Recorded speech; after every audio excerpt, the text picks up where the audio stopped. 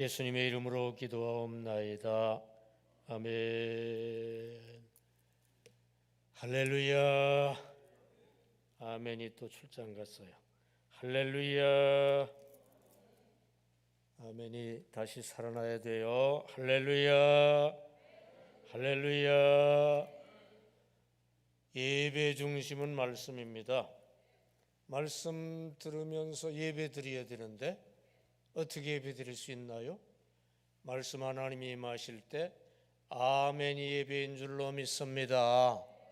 아멘으로 예배하시기 바랍니다. 예배 드리면 은혜와 복을 주셔요.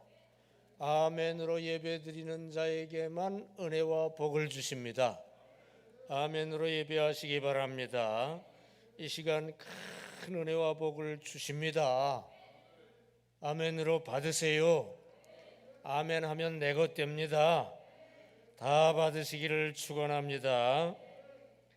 이 시간 말씀 농사 4단계라는 제목으로 말씀드립니다. 나같이 말씀 농사 4단계. 지난 시간에 신앙이란 사랑이라는 거 배웠습니다. 이 시간은 여러분 신앙생활, 교회 생활할 때 신앙생활, 교회 생활을 잘 해서 승리해야 되는데 신앙생활, 교회 생활 잘 해서 신앙생활에 성공하기를 원하시면 아멘 합시다. 신앙생활 성공의 성패를 좌우하는 게 뭔지 아세요?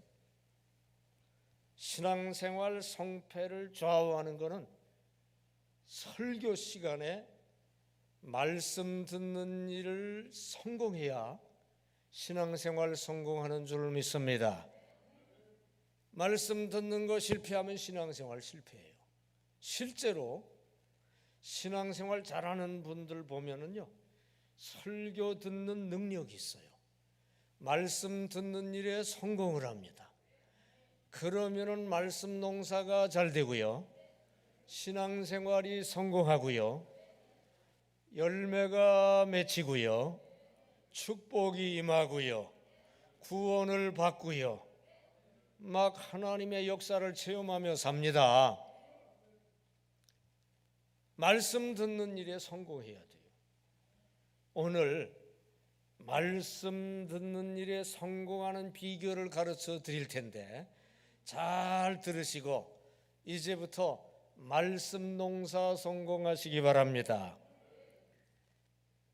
여러분, 신앙생활은 말씀 농사 생활이에요. 주일날 성전 예배 중에 말씀을 잘 듣고 6일간 그 말씀대로 사는 말씀 농사로 천국 열매를 거두어야 되는 줄 믿습니다. 목사는 설교하면서 그 말씀 농사를 하고요, 성도들은 설교를 들으면서 그 말씀 농사를 합니다. 그 말씀 농사가 4단계로 이루어지는데 그 4단계 원리를 모르고 설교하는 목사도 많고요, 4단계 원리를 모르고서 평생 엉터리 말씀 농사, 신앙 농사 하는 성도들이 참 많아요. 오늘 말씀 농사 4단계 원리를 분명히 깨닫고 제대로 말씀 농사 하시기를 원하시면 아멘 합시다. 그래서 천국 열매 확실히 거두시기를 바랍니다. 30배, 60배, 100배 결실 거두시기를 바랍니다. 여러분, 말씀 농사 4단계는 뭐냐?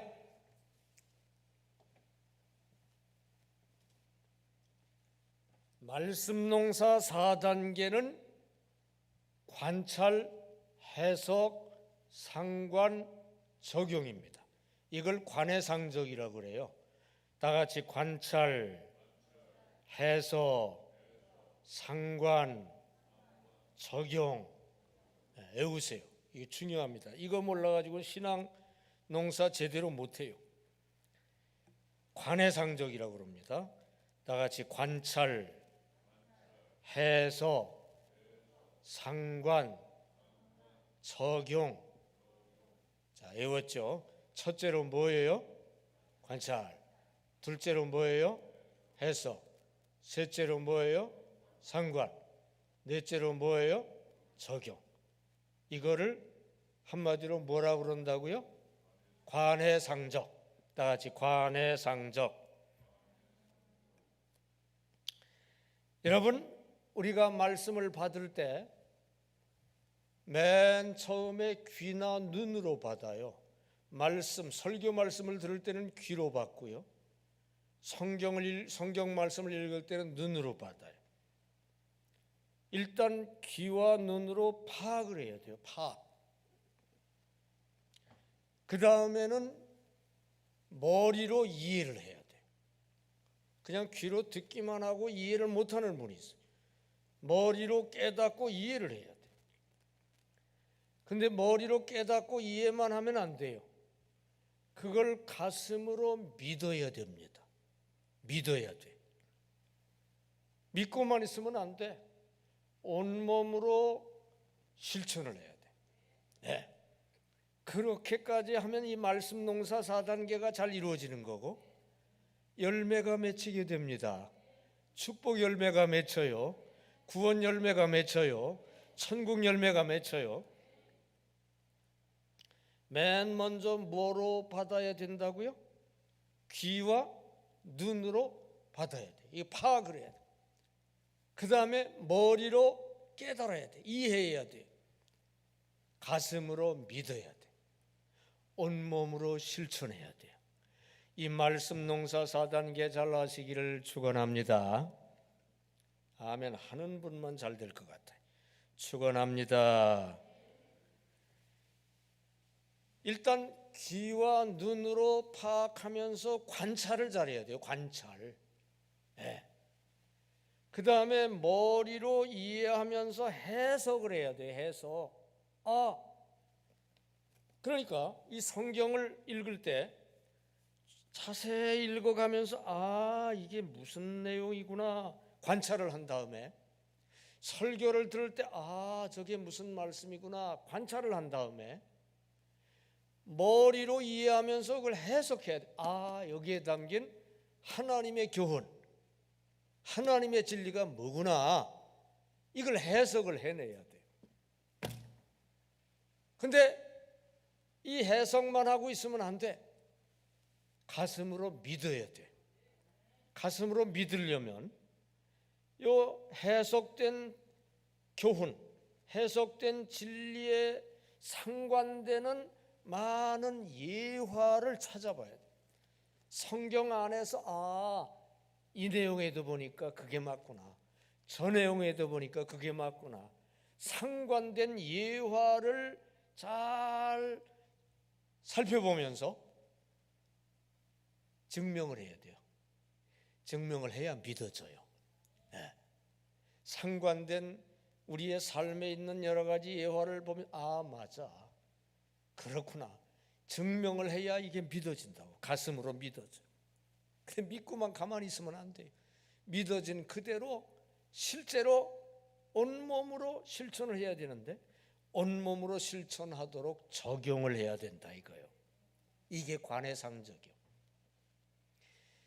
귀로 파악해서 관찰하고 머리로 이해해서 진리를 해석하고 하나님 교훈을 해석하고 상관된 예화를 여러 가지 살펴보면서 입증하고 증명해서 그걸 믿고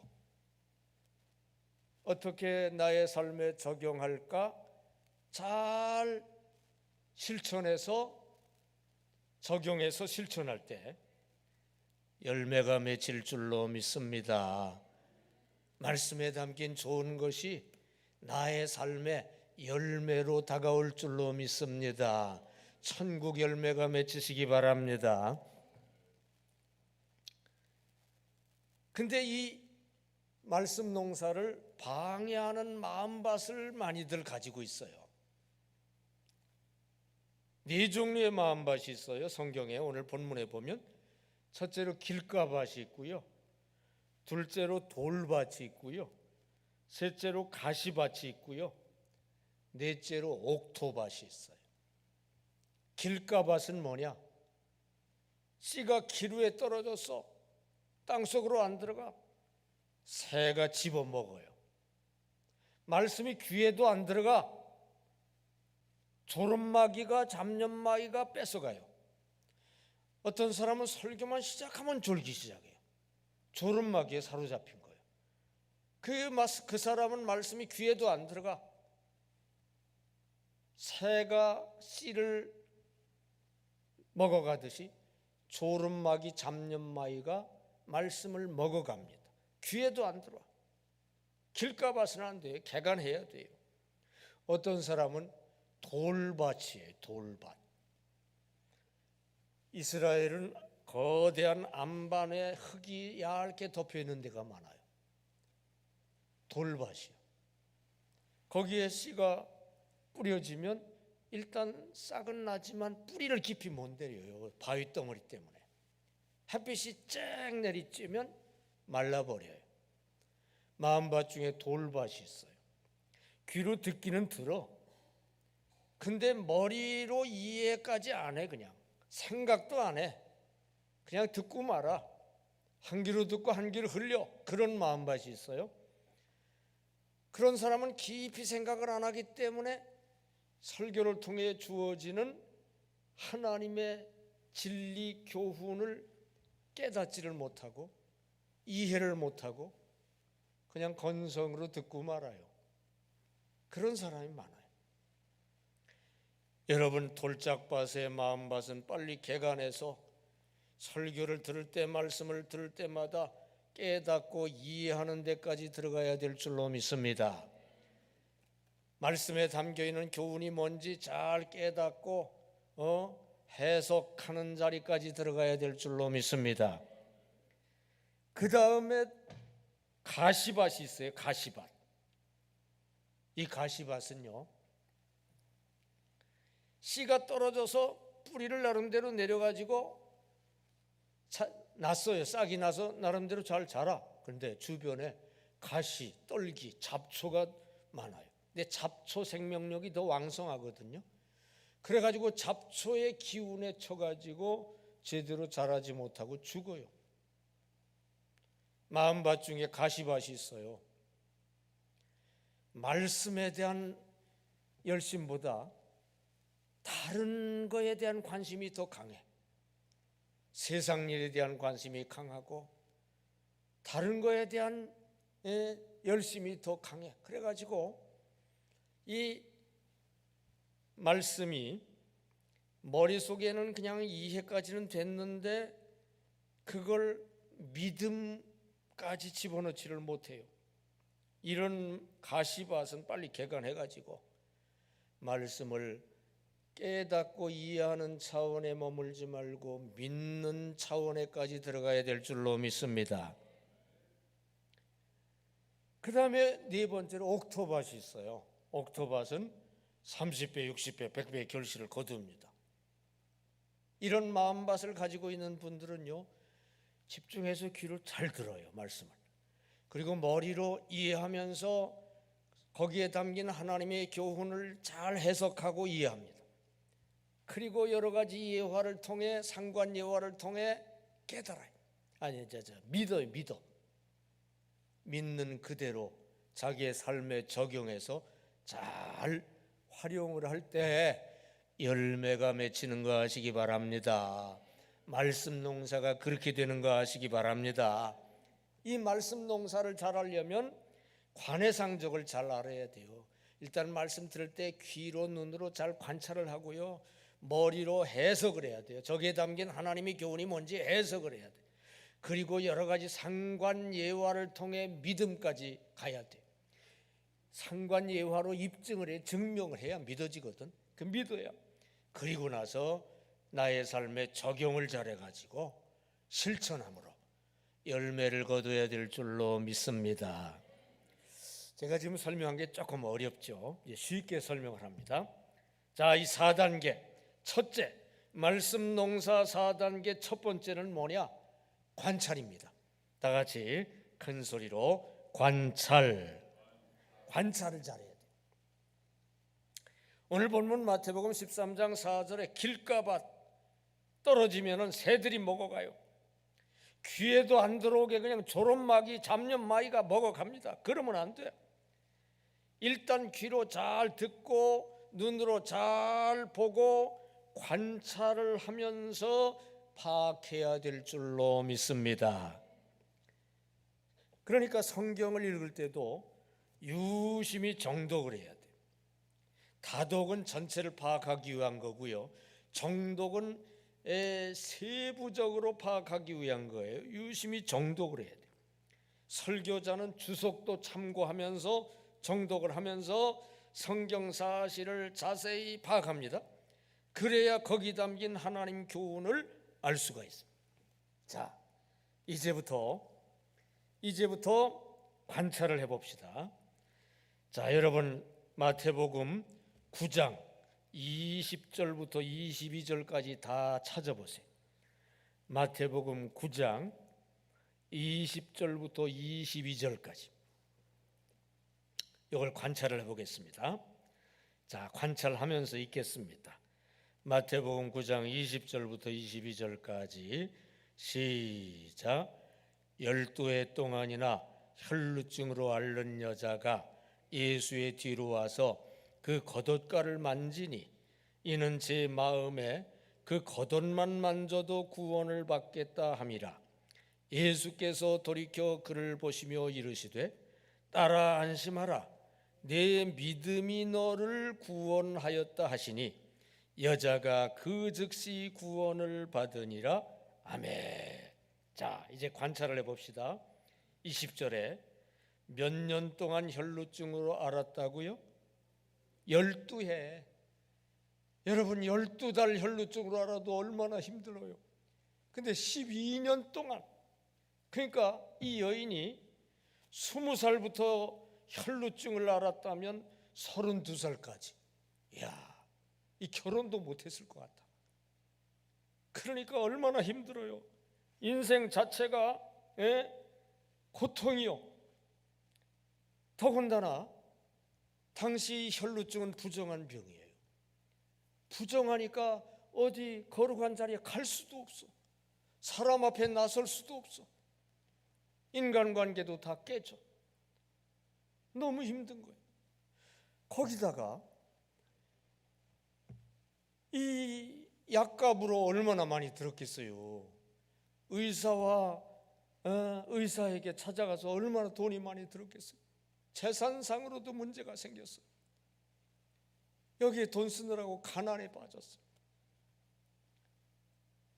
그러니까 모든 것이 다 귀찮고 저주스럽고 살고 싶지도 않고, 그러니까요 몸도 아파서 힘들고, 그 다음에 부정한 병이라고 해서 인간관계도 다 깨졌고, 그리고 돈도 의료비로 많이 들어가지고 가난에 빠지고 살고 싶지가 않아.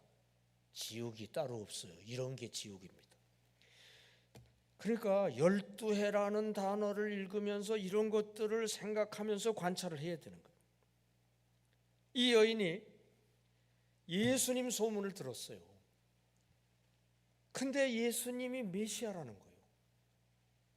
구약 성경의 메시아는 많은 기적을 베풀고 환자를 고쳐준다는 예언이 있거든요. 거기서 믿음을 갖게 된 거예요. 그래가지고 예수님한테 갔어요. 예수님한테로 갔는데 여기 보세요. 20절에 예수의 뒤로 와서 그 겉옷가를 만지니, 여러분 가만히 관찰해 보세요. 예수님한테 가서 고쳐달라고 못하고 뒤로 가서 겉옷을 만진 이유가 뭘까요? 조금 전에 말했잖아요. 부정한 병이라니까. 부정한 존재가 감히 예수님 앞에 나설 수가 없어요. 근데 뒤로 가서 왜 옷을 잡았을까요?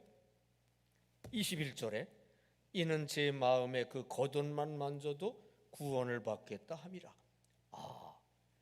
내가 감히 나가서 앞에 나서서 고쳐달라고 할 수는 없지만 예수님은 능력이 많았으니까 내가 뒤로 가서 슬쩍 옷만 잡아도 능력이 흘러나와서 나는 낫게 될 거다. 이 믿음이 있었다 이거요. 믿음이 있었다 이거요. 네. 지금 제가 관찰하고 있는 겁니다. 여러분과 함께. 그래서 옷을 딱 잡았어. 그랬더니 22절에 예수께서 돌이켜 그를 보시며 이르시되 따라 안심하라. 예수님은 다 아시는 거예요. 왜 뒤로 와서 옷을 잡았는지. 예? 그 여인에게 믿음이 있기 때문인 거. 예수님이 다 아시는 거예요. 예수께서 돌이켜 그를 보시며 이르시되 따라 안심하라. 지금 이거 붙잡는 거 알면 어떡하지? 내가 지금 몰래 잡는데 부정한 존재인데. 그래서 지금 겁을 잔뜩 먹고 슬쩍 잡았어. 예수님 그거 아시고 따라 안심하라. 그리고 뭐라고 하셨느냐? 네 믿음이 너를 구원하였다 하시니까 여자가 그 즉시 병에서 구원받은 거 하시기를 바랍니다. 여러분, 병에서 구원받았으니까, 병만 해결됐습니까? 부정한 거 없어졌으니까 인간관계도 회복된 줄 믿습니다. 의료비로 돈 안 나가니까 가난 문제도 해결된 줄로 믿습니다. 다 해결된 거요. 자, 여기 3절 20절부터 22절까지 세 개 절인데 자세히 지금 관찰을 한 거요. 이렇게 자세히 관찰을 해야 성경을 제대로 파악하는 거 하시기를 바랍니다. 이거 가만히 읽어보면 다 알 수 있어요. 주석 안 봐도 이거 알 수 있어요. 가만히 읽으면. 일단 자세히 관찰해야 성경 내용이 파악되는 거 하시기를 바랍니다. 그러니까 다독도 필요하고 정독도 필요해요. 다독은 전체를 파악하기 위해 필요한 거고, 정독은 부분 자세히 파악하기 위해 필요한 거예요. 저는 성경을 다독하면서 제가 전도사 시절에 정독을 한번 했는데 어떻게 했느냐? 단락별로요. 성경에 단락이 있잖아요. 단락 제목이 지금은 파란 글자로 인쇄가 돼 있어요. 근데 제가 읽을 때는 성경도 세로로 돼 있는 성경이고, 전도사 시절에 단락 제목도 없어. 동그라미로 단락 표시만 해놔. 그 단락을 한 단락을 딱 읽은 다음에 그거를 가만히 관찰해서 요약해서 한 문장으로 노트에다가 한 줄로 딱 썼어. 두 번째 단락 쫙 읽고서 관찰한 다음에 간단히 거기에 있는 내용을 한 문장으로 딱 요약해서 노트에 딱 썼어요. 이렇게 성경 창세기부터 요한계시록까지 정독을 했더니 그냥 성경이 통째로 나에게 확 들어오고요. 성경이 한눈으로 보이고요. 그런 내용은 성경 어디에 있다 이게 확 그냥 파악이 되고요. 성경을 완전히 파악하게 된 거 아시기 바랍니다. 지금 제가 성경 하나 정독하는 방법 귀한 비결을 여러분한테 알려드렸어요. 이걸 부목사들한테 얘기했더니 그렇게 해가지고 만든 노트가 두께가 이만큼 돼요. 창세기부터 요한계시록까지 한 줄씩 단락별로 정리해 놓은 거. 그거 좀 빌려달라고 그러더라고요, 부목사. 그래서 빌려줬죠. 빌려줬더니 자꾸 안 가져와. 왜 안 가져오냐고. 아직도 보고 있대. 야, 빨리 가져오라고. 이제 자기도 그렇게 한번 읽어보겠다고. 여러분한테도 지금 요령을 하나 알려드린 거예요. 한국 교인들 성경 통독 많이 해요. 빨리빨리 읽어요. 근데 전체 파악하는 데는 도움이 돼.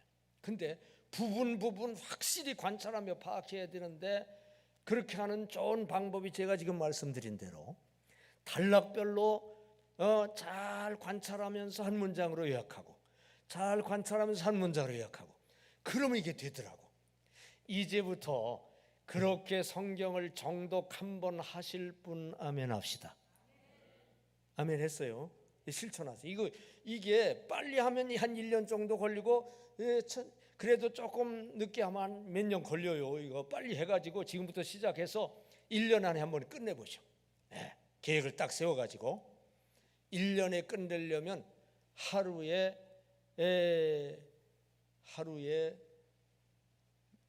계산을 해보자. 하루에 얼마 읽어야 될지. 그거는 성경 전체 페이지 놓고 딱 계산하면 나와요. 여하튼 간에 이렇게 성경을 첫째로 잘 관찰해요. 유심히 관찰을 해야 돼요. 사도행전 17장 11절에 보면 베레아에 있는 사람들은 데살로니가에 있는 사람들보다 더 너그러워서 간절한 마음으로 말씀을 받고 이것이 그러한가 하며 날마다 성경을 상고함으로 그렇게 돼 있어요. 이렇게 날마다 성경을 상고하며 깊이 읽고 관찰을 잘 해야 말씀 농사가 잘 시작되는 거 하시기를 바랍니다.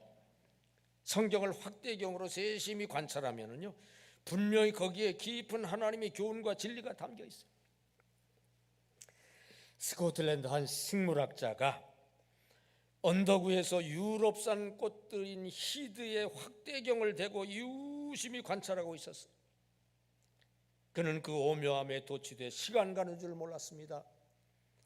한 양치기가 흔해 빠진 들꽃을 관찰하는 그를 비웃듯이 그냥 웃고 있었어요. 학자가 그걸 보고 확대경을 건네줬어요. 양치기가 그 확대경으로 들꽃을 보는데 그도 오랫동안 자꾸 보고 있었어요. 얼마 후 고개를 들자 그의 눈가가 촉촉이 젖어 있었어요. 그가 말했습니다. 이렇게 예쁘고 오묘한 꽃을 그냥 수도 없이 짓밟고 다니는 것이 마음에 걸립니다. 확대경으로 보니까 너무 오묘하고 예쁜 꽃인 것을 알게 됐다는 거예요. 여러분, 심오한 하나님 말씀이 담긴 성경을 이렇게 세심히 관찰하다 보면 그 말씀의 심오함에 놀라게 될 줄로 믿습니다. 저는 평생 성경에 담긴 심오하고 오묘한 진리를 관찰해서 파악하고 깨닫는 그 희열과 즐거움 가운데 평생 목회를 하고 있는 거예요. 설교 준비하기 위해서 성경을 깊이 관찰하다 보면 거기에 담긴 심오한 진리와 오묘한 깨달음이 얼마나 많이 담겨 있는지 몰라요. 그걸 깨달으면서 저 혼자 설교 준비하기 얼마나 즐거운지 몰라요. 그걸 깨달은 은혜를 교인들한테 열심히 전하려고 전하지만 제 생각엔 내가 깨달은 그거의 10분의 1밖에 못 전하는 것 같아요. 왜냐하면 언어의 유한, 말의 유한성 때문에, 시간의 제한성 때문에 꼭 설교를 30분에 또 마쳐야 되거든요. 조금만 길으면 그냥 교인들이 그냥 길어서 어떻다고. 그래가지고 이 설교의 말씀을 통해 가지고 얻는 그 오묘한 깨달음의 기쁨이 엄청납니다. 여러분도 이제부터 그렇게 되시기를 바랍니다. 잘 관찰해야 될 줄로 믿습니다. 자, 그 다음에요, 두 번째로 말씀 농사 4단계 중에 두 번째를 잘하려면 제일 중요한 건데 해석을 잘해야 돼요. 해석. 다 같이 해석. 돌발 같은 밭을 빨리 개간을 해가지고 뿌리를 깊이 내려야 돼. 말씀이 그냥 귀로만 듣고 그런 말씀이구나 그러고 있으면 안 돼. 머릿속으로 들어가서 그걸 이해하고 깨닫고 해석하고 거기까지 가야 돼. 성경 속에 하나님의 교훈과 진리가 담겨 있거든요. 그냥 이거 막 빨리 읽으면은요, 성경 스토리만 알지 그 스토리 속에 담겨 있는 깊은 오묘한 하나님의 교훈과 진리를 몰라요.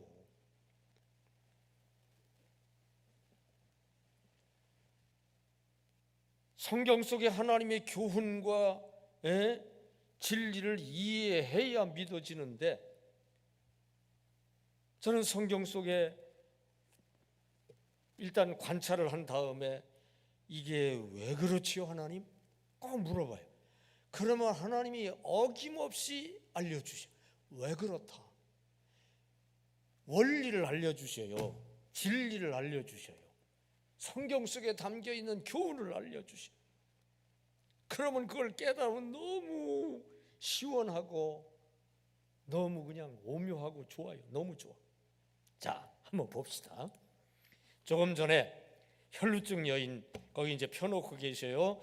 마태복음 9장 20절부터 22절까지 조금 전에 관찰을 했죠. 쭉 관찰을 했습니다. 혈루증 여인이 얼마나 힘들었고 왜 와서 뒤에 옷자락을 잡았고 그리고 믿음으로 잡았고 예수님이 네 믿음이 너를 구원하였다. 그래서 그 믿음 때문에 싹 나았다. 다 해결됐다. 그걸 가만히 관찰을 해봤죠. 그 관찰을 기초로 이제 거기에 담겨 있는 하나님의 교훈을 해석해내야 돼요. 그게 두 번째 해석 단계입니다. 자, 20절부터 22절까지 이 혈루증 여인 이야기를 관찰을 해보니까 여기에 담겨 있는 하나님의 교훈이 뭐 같아요? 대표적인 교훈. 이 이야기에 담겨 있는 대표적인 하나님의 교훈이 뭐 같아요? 에? 믿음으로 어떻게 된다? 구원을 받는다. 그렇잖아요. 내 믿음이 너를 구원하였느니라. 그래가지고 믿음으로 병에서 구원받은 줄로 믿습니다. 그러니까 이 이야기 중에 가만히 관찰해 보니까 핵심되는 교훈, 여기에 담겨 있는 하나님의 교훈, 핵심 교훈은 믿음으로 구원받는다. 그것인 줄로 믿습니다. 다 같이 믿음으로 구원받는다. 그 교훈이 이 말씀에 담겨 있는 하나님의 교훈이에요. 하나님의 진리라니까. 그걸 해석해내야 될 줄로 믿습니다. 그걸 해석해내지 않고 담겨 있는 교훈을 빼내지 않고 그냥 어떤 여인이 나았나 보다 그러고 가면 아무 소용도 없어요. 혈루증 걸린 여인이 옷자락 잡고 나왔대. 그거 그게 무슨 소용이 있어? 그거 알아봤자.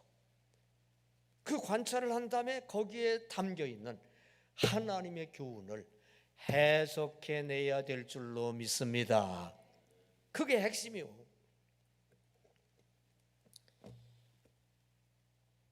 디모데후서 3장 16절에 모든 성경은 하나님의 감동으로 된 것으로 교훈과 책망과 바르게 함과 의로 교육하기에 유익하니 그렇게 되어 있어요. 모든 성경에 하나님의 교훈이 담겨 있는 거 아시기 바랍니다. 이걸 해석해내야 돼요. 그냥 어떤 혈루증 여인이 병 고침 받았대. 그거 알면 뭐예요? 그건 알아도 되고 몰라도 돼. 그건 별로 중요하지 않아. 왜자를 넣어서 물어봐야 돼. 왜 고침 받았느냐? 무엇 때문에? 무엇 때문에 고침 받았죠? 믿음 때문에. 믿음으로 구원받는다는 하나님의 교훈이 이 이야기에 담겨 있는 거 깨달아지면 아멘 합시다. 믿음으로 구원받는다는 하나님의 진리가 이 이야기에 들어있다는 걸 깨닫고 믿음으로 구원받는다. 이걸 알아야 의미가 있지. 그냥 이야기만 알고 끝나면 아무 소용이 없어요. 예수님 12 제자가 누구냐? 하나 둘 셋. 그거 알아봤자 소용없어요. 그게 무슨 의미가 있어요? 거기에 담겨있는 하나님의 교훈을 알아야지. 성경은 하나님 주시는 정답 진리 교훈이 구절 구절마다 가득가득 담겨있는 거 아시기를 바랍니다. 한 청년이 진리를 찾겠다고 집을 나섰어요. 그러나 그는 사막의 모래에서도 진리를 찾을 수가 없었어요. 밀림의 동물에게서도 진리를 깨달을 수 없었어요. 도시 사람들의 죄악을 보고도 진리를 찾을 수가 없었어요. 어느덧 노인이 된 그는 하늘을 향해 외쳤습니다. 도대체 진리는 어디에 있는 것입니까? 그때 그는 눈앞에 한 성경책을 보았어요. 거기에 진리가 숨겨져 있었습니다. 그는 미친 듯이 여러 번 그 성경을 읽고 또 읽고 또 읽었어요. 진리의 전체 윤곽을 보았어요. 그는 부분을 정독하며 세심히 관찰하면서 정독했어요. 결국 모든 성경 구절 속에 보석 같은 진리가 영롱한 빛을 내며 반짝반짝 빛나고 있는 것을 보았어요. 너무 좋았어요. 그는 여생 동안 그 진리의 바다에서 헤엄치다가 그 진리의 길을 따라 영원한 하나님 나라로 갔습니다. 여러분, 성경에 보석 같은 진주 같은 진리가 가득가득 담겨 있는 거 아시기를 바랍니다. 저는 목회하면서 평생 그 진리를 보물 찾기 하듯이 찾아가지고 깨닫는 희열, 전하는 기쁨 가운데 살아왔어요. 천국 가서도 저는 그거 하고 싶어. 그거. 네. 여러분, 하나님 말씀 통해 진리를 깨닫는 희열, 한없는 기쁨 느끼는 자가 되시기를 바랍니다. 사실은요, 한국 교인같이 설교 듣는데 열심인 교인들이 세계에 없다고 봐야 돼요. 한국 교인들 설교 열심히 들어요. 한국 목사들은 신역이 고대예요. 주일날 낮설교도 1부, 2부, 3부, 4부 밤설교하고 그냥 수요 예배 설교하고 그 다음에 또 새벽마다 설교하고 그냥 신방 가서 설교하고 장례식 가서 설교하고. 교인들은 목사는 입만 열면 설교가 그냥 자동적으로 나오는 줄 알아요. 자판기 나오듯이.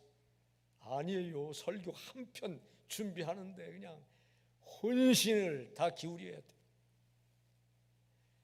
근데 한국 교인들 그냥 설교 듣는 거 좋아해요.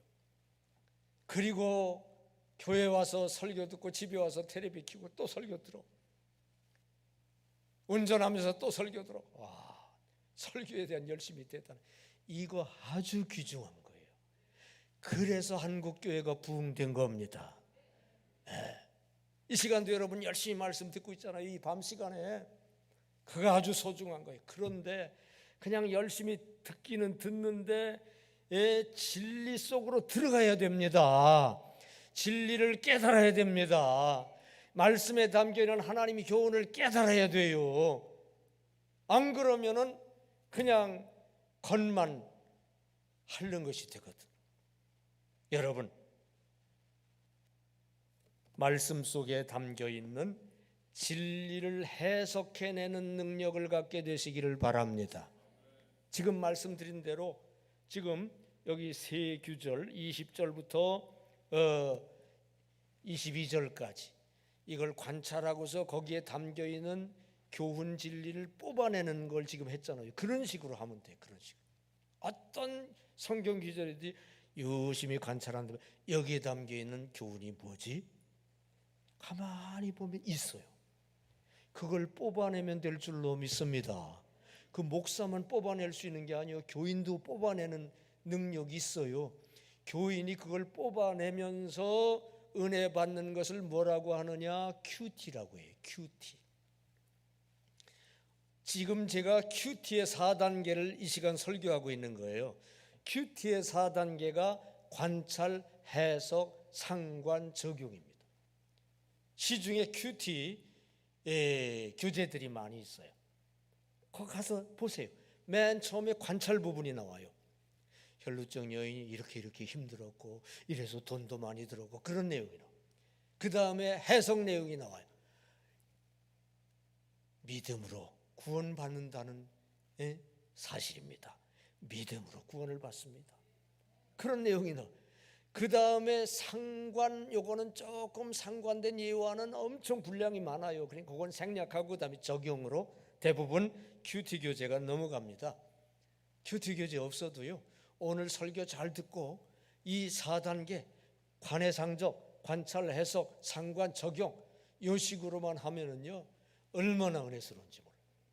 저는 아침에 딱 출근하자마자 간절히 기도합니다. 성령 충만을 위해서 기도하면은요 성령이 실제로 느껴져요. 그 다음에 큐티예요.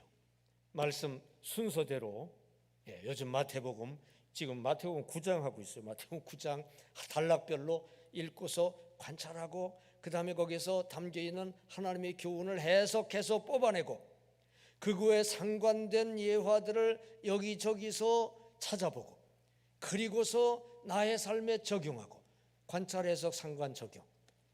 얼마나 은혜스러운지 몰라요. 하루 종일 그거 하고 싶어. 딴 것 때문에 못하지. 여러분, 이제 성경을 읽을 때마다, 설교를 들을 때마다 관찰을 잘한 다음에 거기에 담기는 하나님의 교훈을 해석해내게 되시기 바랍니다. 하나님의 교훈을 해석하는 자가 되시기 바랍니다. 그러니까 오늘 마태복음 9장 20절 이하에 있는 말씀에 담겨있는 하나님의 교훈은, 대표적인 교훈은 믿음으로 구원받는다 이거예요. 다 같이 믿음으로 구원받는다. 자, 해석에 그치면 안 돼요. 해석하면 머리로 이제 이해한 거예요. 깨달은 거예요. 이걸 믿어야 돼요. 이걸 믿으려면은 증명이 이루어져야 되거든요. 상관되는 예화를 성경 안과 밖에서 찾아가지고 이걸 증명해야 돼요. 그것이 바로 상관 단계입니다. 세 번째 단계는 상관입니다. 다 같이 상관. 상관을 통해 하나님 교훈을 가슴으로 믿어야 돼요. 사람들은 뭐라고 진리를 알려주면 그냥 안 믿어요. 증거가 있어야 믿어요. 증거가 있어야 믿을 수 있어요. 근데 증거 하나만 가지고는 안 돼. 법정에서도요, 성경에서도 두세 사람의 증언이 있어야 된다고 성경도 말하죠. 법정에서도요, 두세 사람의 증인이 증거를 해야 그게 확실해지고 믿어지고 판결이 되는 거예요. 그래서 증거가 있어야 됩니다. 자, 마태복음 9장 20절부터 다시 한번 봅시다.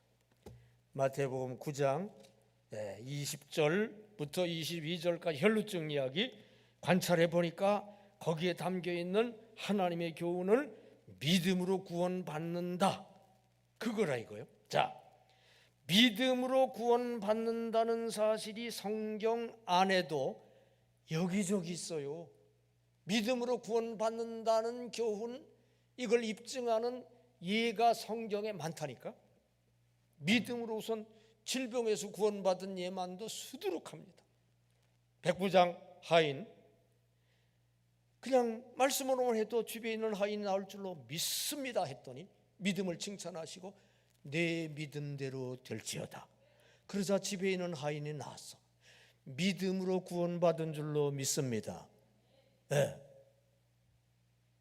그 다음에 뭐 병고침 받은 거 외에도 믿음으로 구원받는 이야기 성경에 가득가득 들어있어요.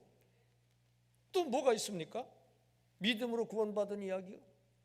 간수가 바울이 막 그냥 기도하자 지진이 나고 옥토가 열리자 간수가 그냥 벌벌 떨면서 어떻게 해야 구원받지요 그랬어. 그러자 바울이 주 예수를 믿으라. 그리하면 너와 내 집이 구원을 얻으리라. 그러자 간수가 믿었어. 간수가 믿고 가족들까지 믿었어. 그 집에 그날 구원이 임한 줄로 믿습니다. 그러니까 믿음으로 구원받은 거죠. 그 다음에 뭐 성경에 가득하다니까.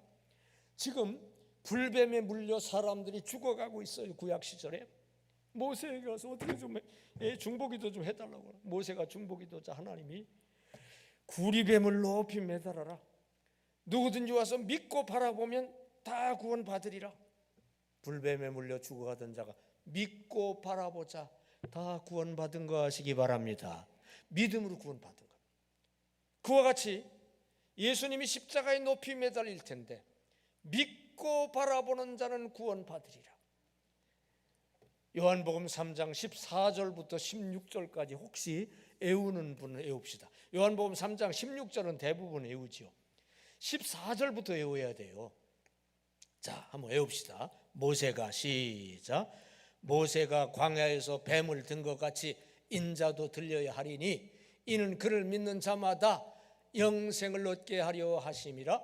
하나님이 세상을 이처럼 사랑하사 독생자를 주셨으니 이는 그를 믿는 자마다 멸망하지 않고 영생을 얻게 하려 하심이라. 모세가 광야에서 구리뱀을 높이 들자 믿고 바라보는 자는 다 죽어가다가 구원받았어요. 마찬가지로 예수님이 십자가에 높이 들리셨는데 십자가 대속을 믿고 바라보는 자는 다 구원받고 영생을 얻는 줄로 믿습니다. 이거 다 믿음으로 구원받는다는 얘기 아닙니까? 성경에 믿음으로 구원받는다는 말씀이 가득가득 담겨 있어. 예를 지금 들은 거예요. 이 예를 들어보니까 진짜구나, 믿음으로 구원받는구나. 해석한 하나님의 교훈이 확실하다는 믿음이 가슴에 박히는 거 하시기를 바랍니다. 무슨 얘기인지 이해가 되면 아멘 합시다. 성경 안에만 상관 예화가 있는 게 아니에요. 성경 밖에도 상관 예화가 많아. 웨슬레가 행함으로 구원받으려고 애를 썼는데 안 됐어.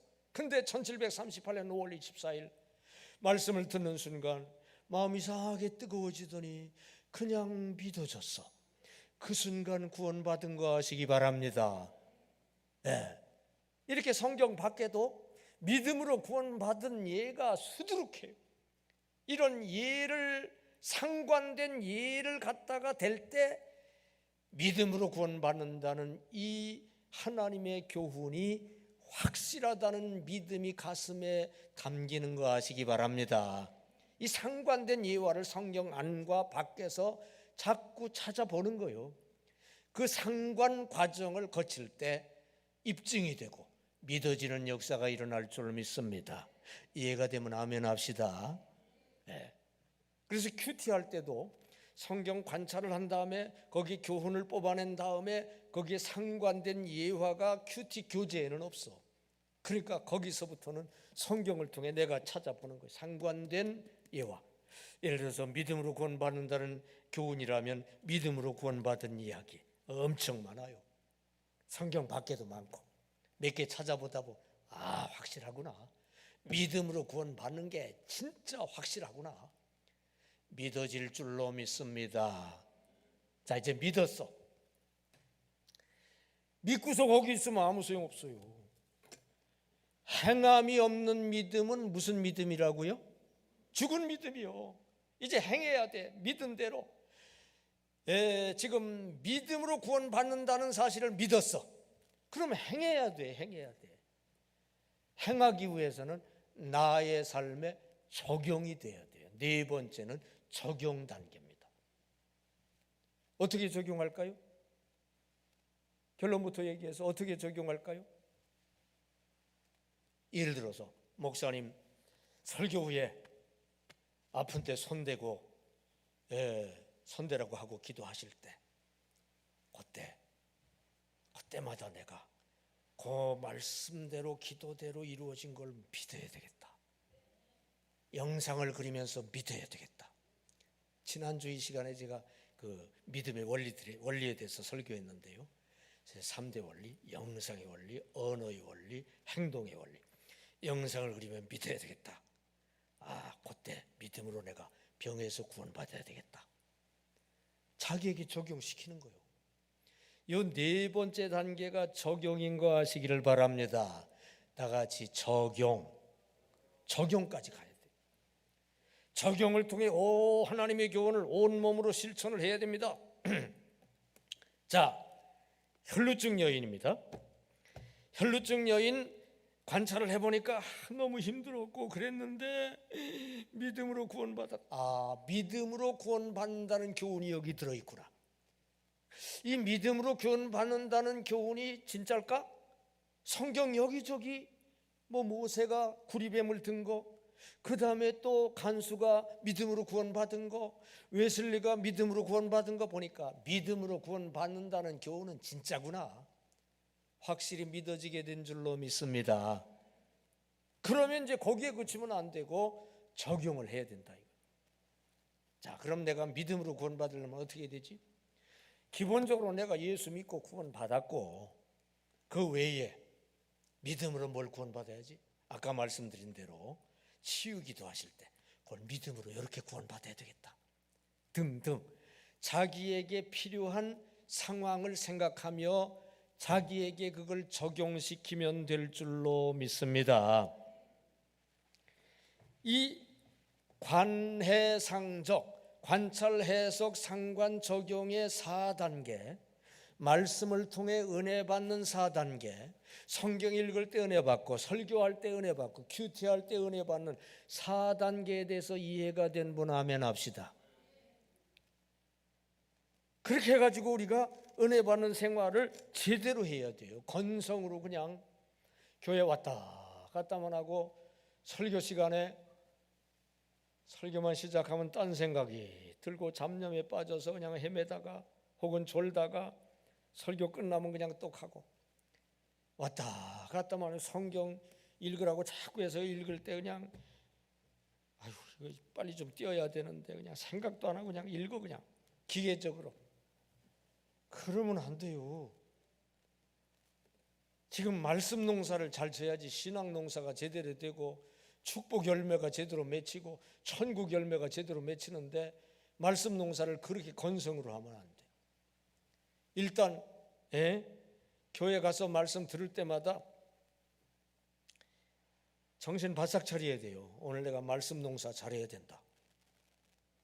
저는요 그거 잘하기 위해서 부목사가 설교할 때도 꼭 노트하면서 설교를 들어요.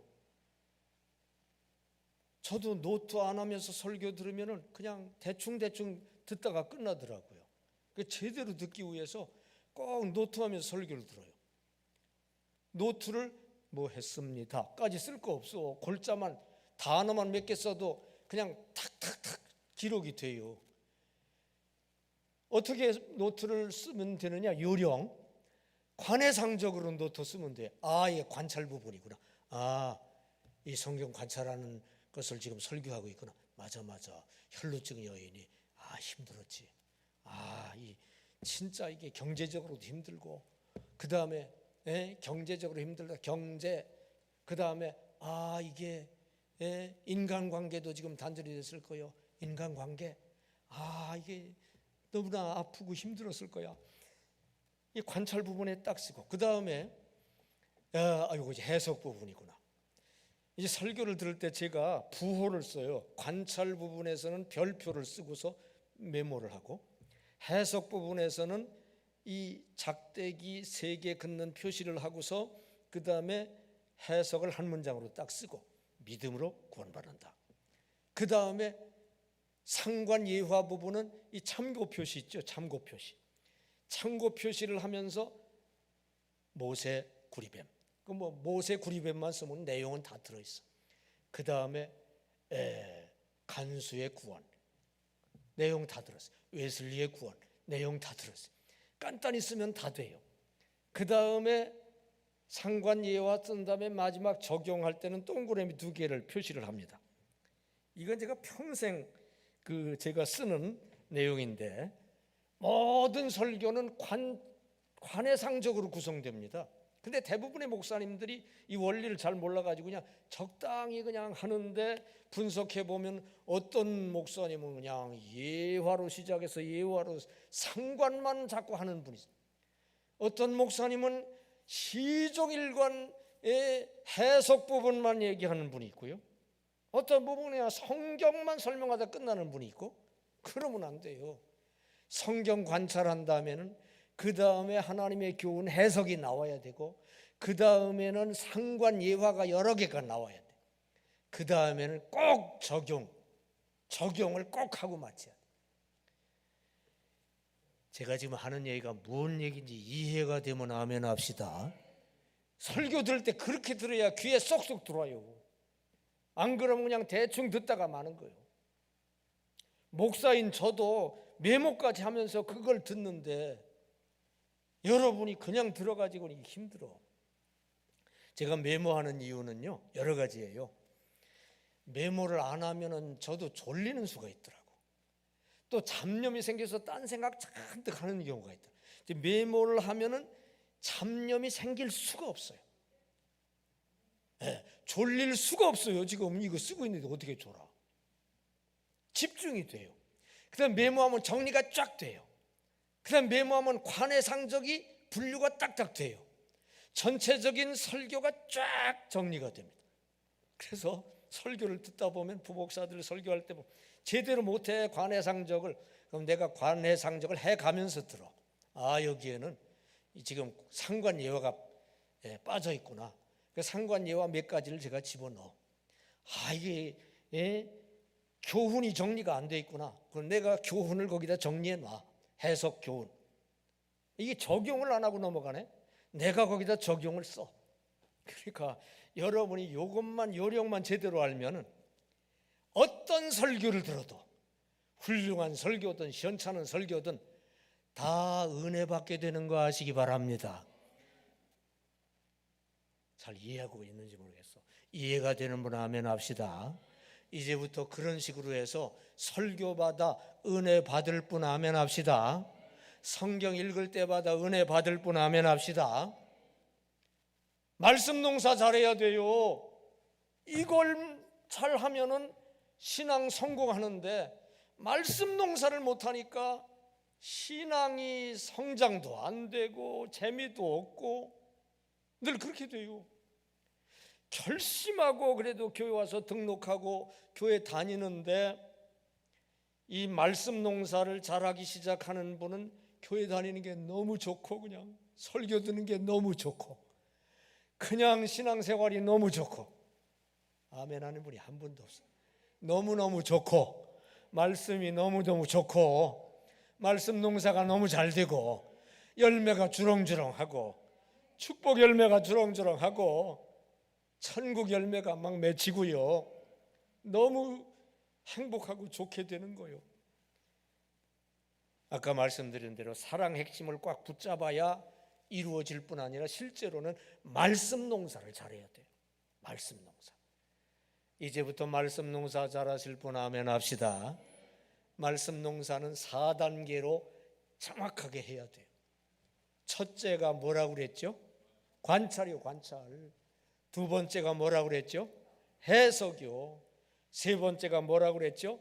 상관예화를 자꾸 여러 개 찾아야 돼. 상관된 예화. 네 번째로 뭐라고 그랬어요? 적용.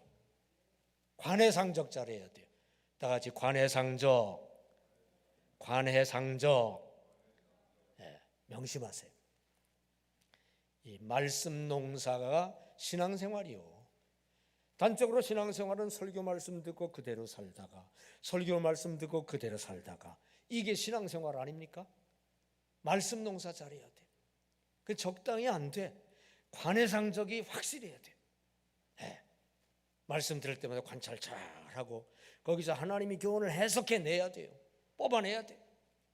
성경에 하나님의 교훈이 가득가득 들어있다니까. 그걸 해석해 내야 돼. 해석만 해내면 안 돼요. 그걸 확실히 믿어야 되니까 상관되는 예화를 통해 입증을 하는 거예요. 맞아 믿음으로 구원받는 게 사실이야. 확실히 입증을 하고 믿어야 돼. 그리고서 나의 삶에 구체적으로 적용할 때 열매가 맺힐 줄로 믿습니다. 천국 열매 맺히는 거 아시기 바랍니다. 행복 열매 맺히는 거 아시기 바랍니다. 주렁주렁 맺히시기를 주님의 이름으로 축원합니다. 기도하겠습니다. 은혜와 자비가 무한하신 하나님, 오늘 말씀 농사 4단계 배웠습니다. 이제부터 실천하게 하여 주시옵소서. 설교 들을 때, 성경 읽을 때 첫째로 잘 관찰하게 해 주시옵소서. 둘째로 거기에 담긴 하나님 교훈을 잘 해석하게 하여 주시옵소서. 이 하나님 교훈을 뽑아내지 못하면 아무 소용없습니다. 성경에 담긴, 설교에 담긴 하나님의 교훈 잘 뽑아내게 하여 주시옵소서. 그리고 그 하나님의 교훈을 믿어야 되는데 그러려면 상관된 예화로 입증을 해야 될 줄로 믿습니다. 여러 가지 예화로 입증하여 믿게 하여 주시옵소서. 그리고 나의 삶의 상황에 맞춰 적당하게 적용시킬 때 열매가 맺힐 줄로 믿습니다. 축복 열매 맺히게 주시옵소서. 천국 열매 맺히게 주시옵소서. 행복 열매 맺히게 하여 주시옵소서. 해결 열매 맺히게 하여 주시옵소서. 기도원에 온 목적 열매로 거두게 하여 주시옵소서. 오늘 밤 거두게 하여 주시옵소서. 예수님 이름으로 기도하옵나이다. 아멘. 통성기도로 마치겠습니다. 오늘 말씀을 생각하며 간절히 기도할 때 열매가 맺히시기 바랍니다. 주여 세 번 외치고 다 같이 기도하겠습니다. 주여.